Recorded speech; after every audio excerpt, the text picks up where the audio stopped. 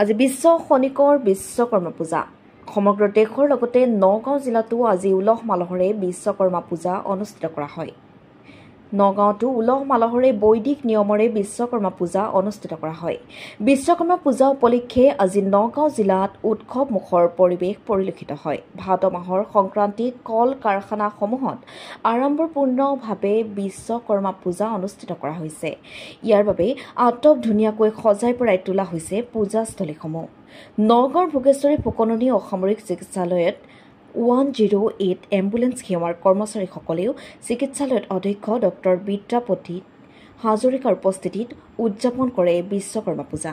উল্লেখ্য যে আয়োজকসকলে আগন্তুক দিনত 108 একে পৰ্যায়ৰ সচেতনতা সেৱা আৰু মানৱিকতাৰ দৃষ্টান্তত আগবঢ়াই জনসাধাৰণৰ হৃদয় জয় কৰি থাকিব বুলি আশা প্ৰকাশ কৰে।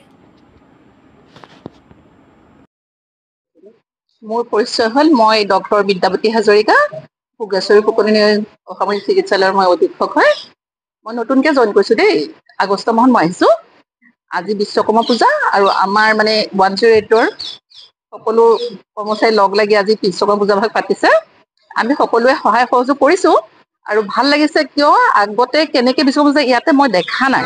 এই প্ৰথম আজি মই ইয়াত উপস্থিত থাকি মই খুবেই ভাল লাগিলে পূজা ভাগ উপভোগ কৰিবলৈ পাই। আৰু লগতে আমি সকলোকে একগোট হ'লো, চবেই দেখা পৰিচয় হ'লো, লগ পালোঁ। বহুতকে মই দেখাও নাছিলোঁ, আজি প্ৰথম লগ পালোঁ।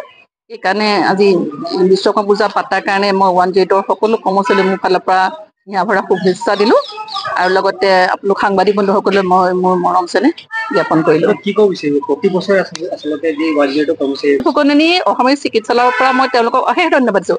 কাৰণ মই মাজতে এটা ভিডিঅ' দেখিলোঁ দেই, আমাৰ ইহঁতে 108 কৰ্মচাৰীবিলাকে খুব ধুনীয়াকৈ কোনোবা মাতিলে অকণমান দেৰি হ'ব পাৰে, কিন্তু তেওঁলোকে তৎকালে সঁহাৰি দিয়ে, আহি যায়। আৰু কোনোবা ৰোগী কেতিয়াবা দাঙি খোজকাঢ়ি যদি উঠিবও নোৱাৰে গাড়ীখনত, তেওঁলোকে অকণ ধৰি মেলিও মই দিয়া দেখিছোঁ। আৰু মই নিজেও লক্ষ্য ৰাখোঁ দেই, কোনে কি কাম কৰিছে।